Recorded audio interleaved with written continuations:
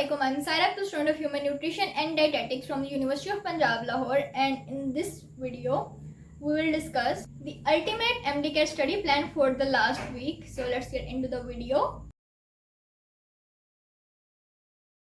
तो सबसे पहले तो एक वीक रह गया MDCAT में, तो सबसे पहले तो आपने घबराना नहीं है और कोई बात नहीं, चिल करें। MDCAT एग्जाम में नहीं हुआ तो कोई बात नहीं, तो लेकिन ये है कि आपने अब डे 1, 2, 3, 4, 5, 6, 7 इस तरह वीडियो को डिवाइड कर दिया। तो आपको मैं बताती हूँ कि फर्स्ट डे, सेकंड, मतलब आपने पूरे वीक में, लास्ट वीक में क्या करना है। तो एक छोटा सा हम प्लान डिस्कस कर लेते हैं। तो सबसे पहले तो first day is comprehensive review day.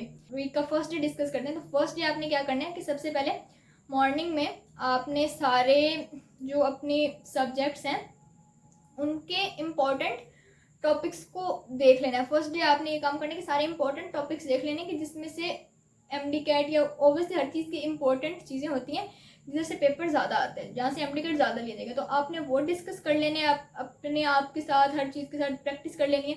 और फिर आपने आफ्टरनून में एक FLP सॉल्व कर लेना है। FLP फुल लेंथ पेपर आपने एक FLP सॉल्व करना है। और फिर आपने अपने वीक एरियाज़ को, आपको ओबियसली पता चलता है जब आप एक फुल लेंथ पेपर सॉल्व करते हो कि अभी तक मेरी कहाँ पे कमी बाकी है या अभी तक मेरा कौन सा एरिया वीक है, वो आपने एनालाइज करना है। और जो शाम को आपने उस जो आपने एनालाइज किया है उस पर फोकस करना है और उन चीज़ों को प्रैक्टिस करना है जो आपकी गलत हुई थी। डे सेकंड होगा वो सब्जेक्ट फोकस का होगा। सब्जेक्ट फोकस इज लाइक हमने 2 सब्जेक्ट्स की अच्छी तरह तैयारी करनी है। एक होगा फिजिक्स और एक होगा केमिस्ट्री। अब आपने सुबह फिजिक्स के सारे कॉन्सेप्ट्स क्लियर करने हैं, आपके फॉर्मूलाज, आपके कंसेप्ट, हर चीज़ जो कि ज़्यादा आती है। फिजिक्स ऑब्वियसली डिफिकल्ट होती है, MDCAT में फिजिक्स का बहुत रोल आता है, बहुत कंसेप्चुअल MCQs आ जाते हैं और उस टाइम बंदे को बिल्कुल समझ नहीं आ रही होती। अगर इतना वो स्ट्रेस होता है एक MDCAT एस्पिरेंट पे during the test, during MDCAT day, कि अगर कोई सिंपल भी फार्मूला होगा ना उसको नहीं पता चलेगा, उसको पता ही नहीं चलेगा ये सिंपल है या क्रिटिकल है। उसको बस ये लग रहा होगा कि ये फिजिक्स के पोर्शन में से यार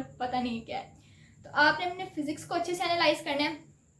फिर आफ्टरनून में आपने अपनी केमिस्ट्री को देखना है। केमिस्ट्री को एक ओवरव्यू ले लें क्योंकि अब आप सारा कुछ पढ़ के आ चुके हो, अब आपने हर चीज़ को रिवाइज करना है। तो आपने जल्दी जल्दी करना है और फिर शाम को आपने एक FLP सॉल्व करना है। फुल लेंथ पेपर आपने फिर से सॉल्व करना है और आपको फिर से पता चलेगा कि कल जो मैंने अपने वीक पॉइंट्स एनालाइज किए थे कि आज वो बेटर हुए हैं या नहीं, या आज की FLP में आपका स्कोर इंक्रीज हुआ है या नहीं।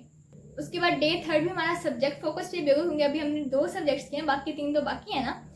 तो आपने बायोलॉजी को सुबह करना है। बायोलॉजी क्योंकि ऑब्वियसली सिलेबस ज़्यादा होता है तो आपने उसको भी अच्छे से देख लेना है, रिवाइज कर लेना है क्योंकि सिलेबस ज़्यादा होता है। फिर आपने आफ्टरनून में इंग्लिश और लॉजिकल रीजनिंग दोनों को कवर कर लेना है, रिवाइज कर लेना है क्योंकि लॉजिकल रीजनिंग का सिलेबस तो बिल्कुल ही लिमिटेड सा होता है। इंग्लिश के लिए भी आपको ज़्यादा रटने की ज़रूरत नहीं होती, समझने की ज़रूरत होती है। आपको रूल्स, वोकैबुलरी, ग्रामर का आपकी ग्रिप हो तो आपने वो करना है। और फिर शाम को आपने फिर FLP करना है full length paper. Full length papers में मैं इसलिए इतना जोर दे रही हूँ और हर दिन फुल लेंथ पेपर कहने का कह रही हूँ क्योंकि आपसे इसकी मैं खुद फंबल करी हूँ क्योंकि आप क्या बोलना है, क्योंकि आपकी इससे स्टेमिना बिल्डिंग होती है। जब आप रोज़ 200 MCQs करते हो तो आपको MDCAT डे पे वो 200 MCQs इस तरह नहीं लग रहे होते कि ओ माय गॉड 200 MCQs हम कैसे करेंगे ये इतना। तो आप जब एक लिमिटेड टाइम में 200 MCQs रोज़ करते हो आपसे इसका आपका एक तो स्टेमिना बिल्ड होता है और फिर आपको बहुत ज़्यादा एक्सपीरियंस हो जाता है और आपको इससे बहुत ज़्यादा अपने वीक एरियाज़ का पता चलता है। तो ये FLPs are the most important and are the key to ace MDCAT। और जो डे 4 होगा वो आपने अपने मॉक टेस्ट के लिए रख लेना है। आप 1 सॉल्व करो, 2 सॉल्व करो, या आप जो भी 1 या 2 सॉल्व करो, वो डिफ़िकल्ट होना चाहिए। एक अच्छा मॉक टेस्ट आपने करना है 200 MCQs जिसमें डिफ़िकल्ट MCQs हो। फिर आप उसको अपने MCQs को देखो, उसको एनालाइज करो और अपने वीक एरियाज़ को आइडेंटिफाई करो कि अभी भी जहाँ पे कमी रह रही है उसकी प्रैक्टिस करो। और डे 5 होगा रिवीजन एंड स्ट्रेटजी का, because we are just 2 days away from MDCAT। तो डे 5 पे आपने रिवीजन करनी है of all the important topics और आपको पता भी चल चुका होगा अब तक कि इम्पॉर्टेंट टॉपिक्स कौन से हैं, आप कहाँ पे वीक हो और किस चीज़ पे आपने ज़्यादा फोकस करना है। तो आप वो सब करो, मतलब एनालिसिस करो अपनी कि आपने MDCAT डे पे क्या करना है, आपने MDCAट डे पे कौन सी चीज़ पहले सॉल्व करनी है, मतलब कौन सा सब्जेक्ट आपने पहले करना है, कौन सा सब्जेक्ट बाद में करना है, आपने अपना टाइम कैसे मैनेज करना है, ये सब चीज़ें करो। और फिर शाम को आप फिर एक FLP करो। FLPs को नहीं छोड़ना है, FLPs करते जाना, जितने करोगे उतना फ़ायदा है। और FLP करने से सिर्फ आपका स्टेमिना ही बिल्ड नहीं होता, क्योंकि बहुत सारे MCQs होते हैं जो रिपीट हो जाते हैं, कि जो पिछले साल उससे पिछले साल आए हैं वो आ जाते हैं। तो अगर आप वो करोगे, स्टेमिना तो बिल्ड हो गई, आपके कुछ MCQs कंफर्म ठीक हो जाएंगे, कि जो अगर आपने पहले वाले पेपर में से कोई आ जाते तो वो आपकी कंफर्म 100% चांस है कि आप उसको MD के डे पे भी सही मार्क करो, जो आपने पहले एक दफ़ा MCQ कर ली है एज एन FLP, उसकी प्रैक्टिस कर ली है। तो डे 6 है लाइट रिव्यू एंड रिलैक्सिंग। आपने छोटा सा एनालिसिस करना है अपना बस डे 6 पे। आप अपने लिखे हुए नोट्स पे जा सकते हो, आपको दोबारा से सिलेबस देखने की ज़रूरत नहीं है। आप अपने नोट समरी टाइप चीज़ें जो आपने खुद नोट डाउन कर लिया आप वो देख सकते हो। या कुछ चीज़ें होती हैं कि बच्चे साथ साथ शॉर्ट लिस्ट करते जाते हैं, कि जो चीज़ डिफ़िकल्ट है कि हम एग्ज़ाम से पहले देखेंगे, कि जो चीज़ आपको मुश्किल लगती है उसको एक दफ़ा दोबारा से सारे सिलेबस से हट के आप रिवाइज़ कर लोगे, कि जो आपको मुश्किल लगता है तो वो बेटर हो जाए। आप सिर्फ वो करो और उसके बाद बस खाना वाना खाओ, पानी पियो, हाइड्रेटेड रहो, हेल्दी डाइट लो और जल्दी सो जाना है। ज़्यादा पैनिक नहीं करना, बस आप अपनी इन दिनों में लास्ट 2 डेज में नींद पूरी करो। और day 7 just before the MD CAT day 7 में आपने बिल्कुल स्ट्रेस नहीं लेना। अपने आप को जितना काम, जितना रिलैक्स, जितना कॉन्फिडेंट रखोगे उतना बेहतर है।